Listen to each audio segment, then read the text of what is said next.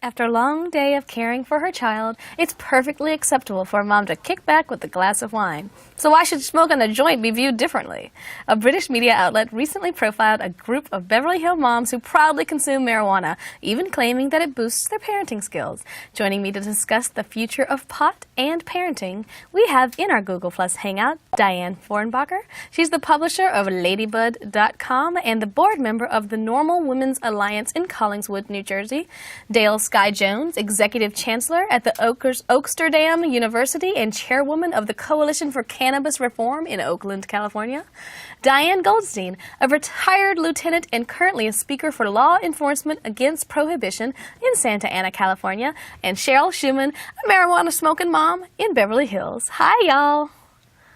Hey there. Well, I have to say, Cheryl, they didn't know you were joining, but we have the sharpest tongue. Pot is big biz in Beverly Hills, and I'll be there next week, just saying. So, Cheryl, you might have some visitors, but what do you have to say about the marijuana moms who say smoking weed makes them better parents? You actually are part of this, right? Well, these young women came to our home. This is my daughter, Amy. She's also my business partner. And we actually just finished up a cannabis tasting here with the Today Show. So forgive the lights. It was great. But yes, these were young ladies that had attended our cannabis tasting and a filming that we did for a British network. And yes, that's one of the things that we had come up with is that for me personally, I feel that cannabis makes me a better mom with my daughter because quite frankly, as a daughter, I can agree. I absolutely agree with it. Makes her a better mom. You know, it's for me, I have chronic pain issues and I was going through cancer treatments. So for me, it just provided me with a superior quality of life so that I can enjoy my children. And, you know, it's nice to still be here after, you know, being told that I wouldn't. And, you know, for me, it's been a true blessing. And I know that it works for a lot of women. And I think it does give people a better quality of life because there are so many people that are addicted to opiates and different prescription pills. There are so many people addicted to alcohol, and cannabis is safer than alcohol. And so, yes, I'm in a different situation because my children are grown.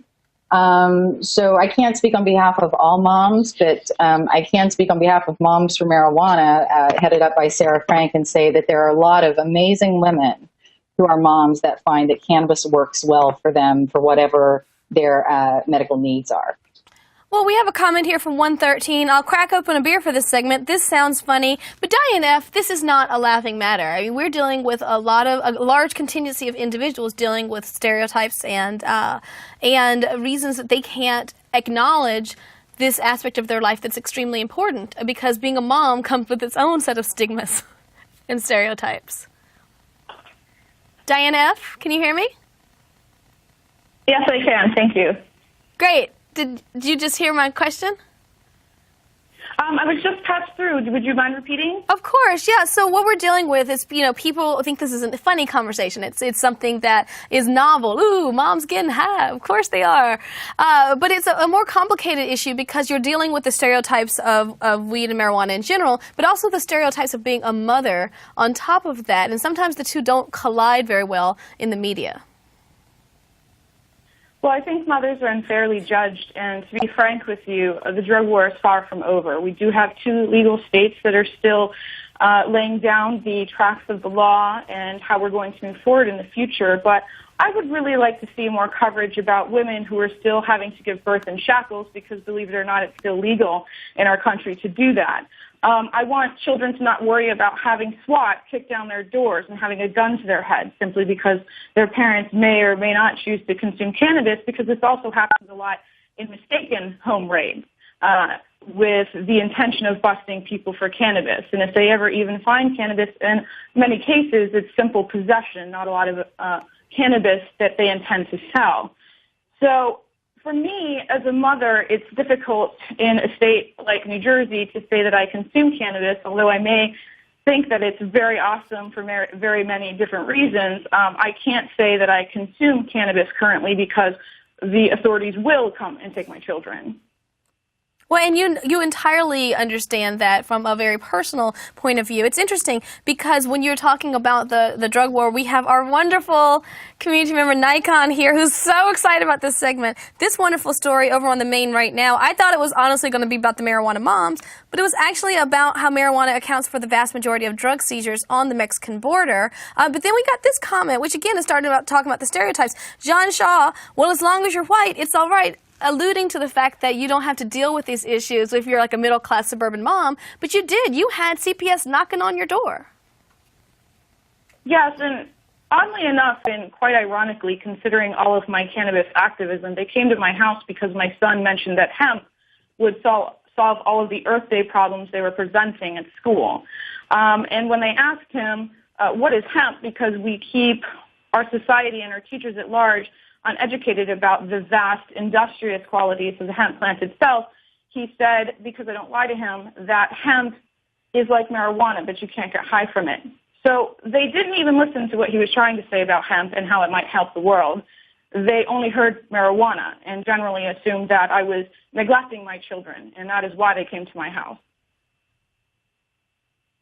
Ladies, I'd love to touch on. Yes, we would love that. Yes, please, Diane Goldstein.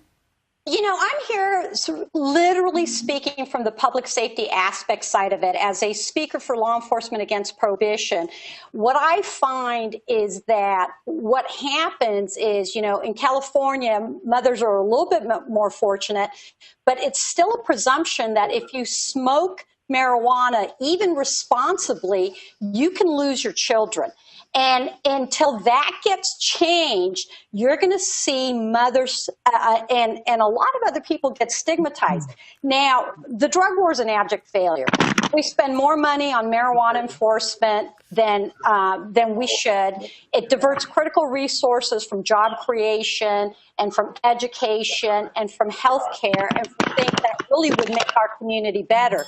So what we have to start focusing on is the way that we're going to win this is by engaging our politicians through activism and letting them know it's okay to speak the truth, because behind closed doors, they all say marijuana should be legal, but they're afraid that it's going to lose them votes. It's a public safety issue.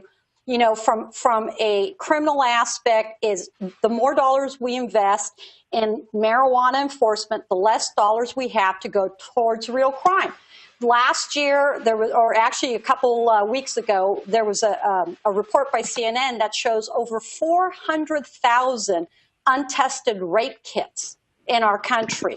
That's clearly a war not just on women, because there's men that are victims of sexual assault too. And the reason for it that nobody's discussing is every time there's an in-custody drug offender or a ticket written for a marijuana citation, it takes priority over violent and serious crime. Well, and Diane G., I think that's an interesting aspect of it. And already on top of the priority on marijuana as a crime, do you think that marijuana utilizing parents get a double dose? Do you think they're even more targeted than the general population that uses marijuana? Absolutely, because one of the things that's not talked about is one of the things that happened in federal law a few years back. When children get taken away from their parents, whether folks understand this or not, is county Children Protective Services gets a bounty, so to speak, every time they adopt a child out. So it doesn't, so they go in, and it's absolutely horrific. With alcohol, we don't take children away from their parents if you're responsibly having a glass of wine or if you're responsibly using prescription drugs because you have to. We only take them away when they commit a behavior that clearly endangers their children. But drug, marijuana offenses, they just take them away simply because they're using marijuana, and that's a waste of resources. Dale, jump in here, because a lot of people are probably thinking they need to be taking it away because it's horrible and it's awful. But I think this comment here alludes to a point that you might be able to make. Kyle Goldfinch, is there still a misunderstanding of the pot benefits? Many people are really terrified that it might be doing something terrible to the children. Well, I think that that's really where a lot of these draconian laws come from, and why we are willing to put pregnant moms in prison in Texas or Oklahoma for 12 years, mandatory federal time, just, frankly, for consuming cannabis, the reality of the situation is, and this is the unfortunate part, is no one really understands in the mainstream what cannabis does. And prohibition has prevented the research and discussion of such things. We don't even discuss the endocannabinoid system in our medical schools, and yet this is the mother of all systems. The endocannabinoid system actually regulates all of your other systems. And so the quote unquote chemicals that are found in cannabis are actually identical to the chemicals that are found in breast milk. So you're not actually adding something like an opiate or alcohol that's affecting the child in the same way. And there are actually studies to prove this. Now, we've proven that alcohol is dangerous for infants, but the study, the best study that I've seen actually came out of Jamaica by Melanie Dreher. She did a 5-year study on moms that consume cannabis and compared them to moms that did not consume cannabis, both in vitro and in vivo. And they went back and studied those kids at multiple times up till 5 years old in 12 out of the 14 factors, with everything else, socioeconomic conditions, whether or not the dad was in the house combined. You're basically looking at 12 out of the 14 factors. The children of the root daughters, or the women that did consume cannabis, actually scored higher than the children that did not.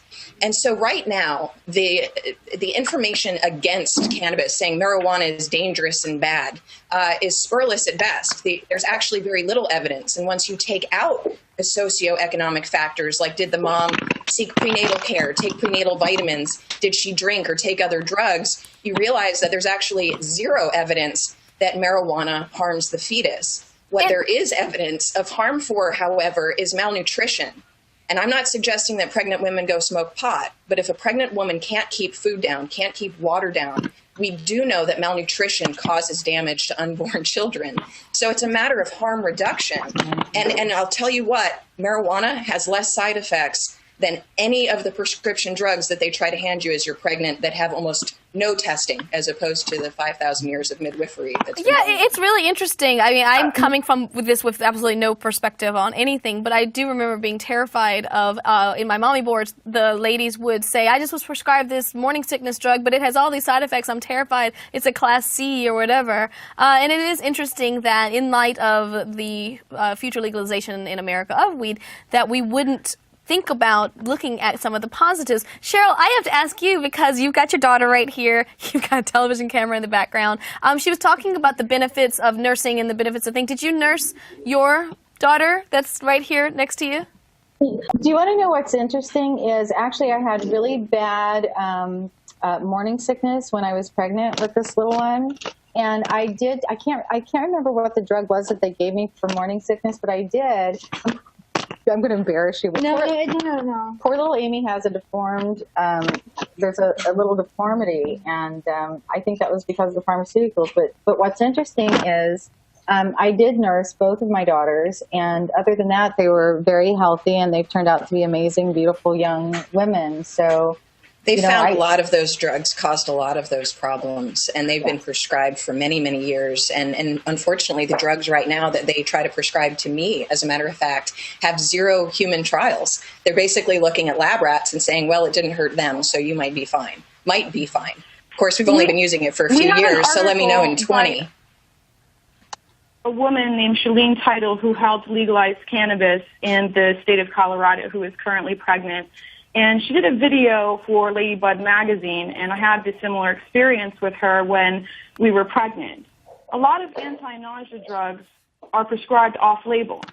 So essentially, what Dale's saying is true, that we're treated as guinea pigs. Some of these drugs can cause long-term and lifelong neurological disorders, facial twitching, listlessness, leg spasms, and cannabis, when tested in a legal market and medicinally available with controls to protect us against perhaps pesticides or molds, is an innocuous substance that's been used for thousands of years. To prescribe pregnant women untested, long-term, potentially dangerous substances and pharmaceuticals is unconscionable to me, because it's toxifying to the mother and to the child. And I, for one, take great offense to the medical community refusing to do more research and stand up for cannabis because they take an oath to do no harm, to help people be more productive citizens, to work within their own conscience and not hold cannabis as a political prisoner. Well, okay. Well, I have to say that this is such a multifaceted conversation. Cheryl, regarding your daughter, Nikon has to say, deformity, I can't see it from here. But one of the things people are curious, and one of the things that you're doing is educating individuals who have no information whatsoever, might be a neutral or blank slate. So what were the specific ways in your experience parenting your daughter that marijuana made you a better mother? Well, the very first experience that I had with medical marijuana was actually in 1996, and it was just when Prop 215 had been passed here. And I was going through a horrific, very stressful divorce, a very public embarrassment. It was a very difficult time, and I was, you know, like everyone in LA, I was seeing a therapist, and he had started recommending antidepressants, and then anti-anxiety, and then a sleeping pill. So at one point, they had me up to 80 milligrams of Prozac a day. I was taking like 3 sleeping pills a night, and still not being able to sleep, and then I'd have to take another pill to wake up and go to work. Meanwhile, I had 2 small children, and after months of frustration and, quite frankly, feeling like a zombie. It's hard to function with all those prescription pills. Amy can tell you that I feel sad because my children on the for you to get out of bed some days just because on the prescription pills, I was like a zombie. And one day, my therapist said, it was so funny. He must have been medicated or stoned at the time, because he literally put down his prescription pad and he said, "Lady, you need to smoke a joint." And I looked at him like, I mean, at first I didn't know what to think. At first I thought because maybe you had your previous bad experiences with it, so well, then you had a good experience. But no, for my doctor to tell me, and first of all, I didn't know anything about Prop 215. I wasn't an activist at that time. All I knew was that I felt like a zombie from prescription medication. My poor children had no quality of life with their mother because I was literally lifeless. So how did you go from your doctor basically saying, forget the pills, smoke up a joint, to actually obtaining the joint to smoke? Oh, that's the best part. He had his own garden in his backyard and rolled one up for me. I mean, I got to tell you, I mean, I was like, Dr. Goss, my God, okay, you know, and he actually I had never smoked a cigarette before, and I tried it, and I coughed my lungs up at first, and he tried to show me how to take a proper hit. And I felt like an idiot. I was a 35-year-old woman of 2 children, and I felt like I was back in high school with the stoner boy who happened to be my psychiatrist. So it was a very surreal experience. But I do have to say, I mean, that first experience was not so pleasant because it really irritated my throat and it was very harsh. However, I really learned quickly that, I knew that instantly I felt better. On the very first 2 puffs, even though it was abrasive to my throat, I felt better.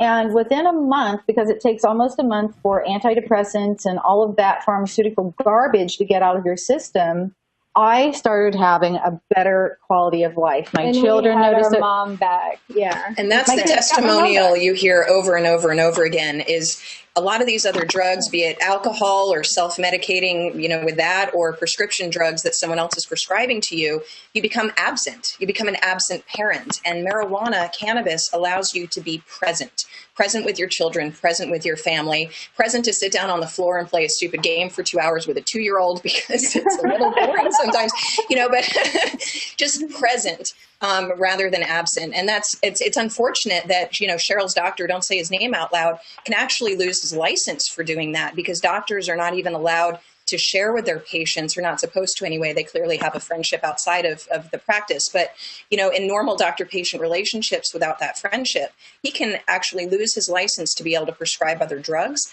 You cannot aid or abet a felony as a doctor. So once you tell a patient that cannabis might help you, you then cannot tell the patient how much, where to find it, what not to do, how much to do. It reminds me very much of the fact that, you know, when you go into labor and you're like, I would like my homeopathic things that would help. Your doctor's like, I have nothing, I can't advise you on this because it doesn't come from a drug box. It's very complicated. Well, and that's the truth of it, because it's not done that, yeah. Well, right, but here's the thing, a lot of people, I want to get to this point because I really like this because I feel like we are getting rid of a lot of fears and worries people have and getting some really good information. One of the things, as someone who, Nikon will make fun of me, I don't know much about this world, that I liked to watch the little drug shows, though, where they have the bus and you see all the little things.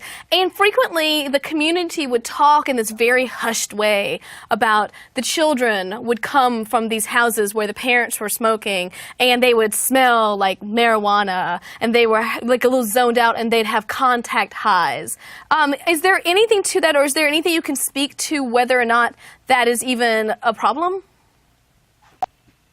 You know, there is a big problem with the whole, like, what about the children? What about the children? Let's talk about a house that uses cannabis rather than prescription pills.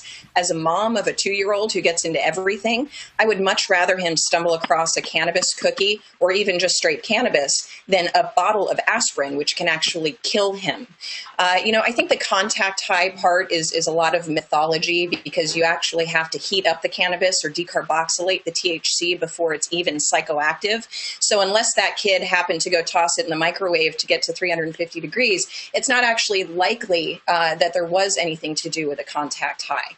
And over and over and over again, we've gone back and looked at these families and shown that unless there's something else going on, and I mean something else like methamphetamines or alcohol, then those children are actually in excellent environments, and we are going in and seriously screwing that up.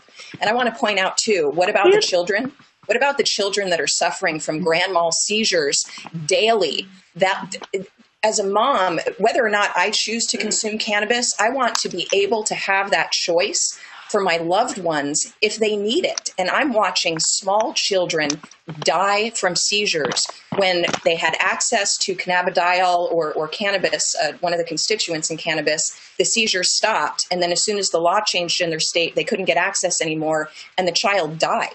I mean, it's not just about moms, you know. And ask a cop the last time he walked into a domestic violence situation when someone was smoking pot versus drinking Jim Beam. Hey, Dale, I'll answer that one. I also want to... Wait, I want to hear, I would love to, I want everybody to talk. I love you all. This is so exciting. But I would like our ex-law official and also marijuana mommy to jump in. I'm not a marijuana mom. See, I'm here.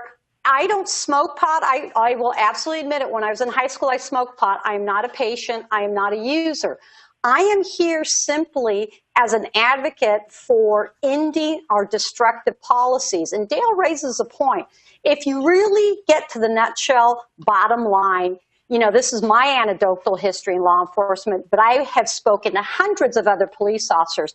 In my almost 22 years of law enforcement, I never once walked into a house where someone was under the influence of marijuana, who raped and pillaged the neighborhood, beat their wife and children, or molested them. I would much rather, as a public safety concern, deal with someone who's under the influence of marijuana than alcohol. I was in an officer-involved shooting, and the guy who tried to kill me was drunk. I've been involved in car crashes because of drunks and you know, people who abuse other illicit substances. So we have to separate out quite clearly. It is an incremental step. Marijuana needs to be legalized. You know, we talk about what about the children. Here's the message that we send our children. We're going to legalize marijuana because just like other adult behavior, there are things that adults can do that children shouldn't do. And I wrote an article about what's the best way to educate your kids concerning, you know, marijuana. If you tell your kids that abstinence only is the only way, you are going to screw up your child. We have to use harm reduction strategies in everything that we do with our children, whether it's sex. I had a boy, so it was, you know, fighting, fast cars, you know, alcohol, pot, and other drugs. Our job as a parent is to provide appropriate information, and then give them guidance and have them delay risky behavior until they're old enough to understand the consequences. Very well said. Dale, I mean, I'm sorry, not Dale. Well, I just have to it's say, time to just start being honest Well, with our kids too. I give you When you all say credit. that- Y'all are being so honest, and it's really interesting because it is an interesting perspective. It's a very unique way to get knowledge out about, because as you know, if there's anything America will jump on, it's something that a mama does. So I greatly appreciate all of you joining me here tonight. I think TL Stryker says it best with his very short comment, "Go Mom." And with that, this mom's going home, but not without thanking all of you for watching us and staying in the comments and checking out what's coming up next, because that's what matters. We appreciate it. We appreciate you. See you next week, because the conversation will continue here at HuffPost.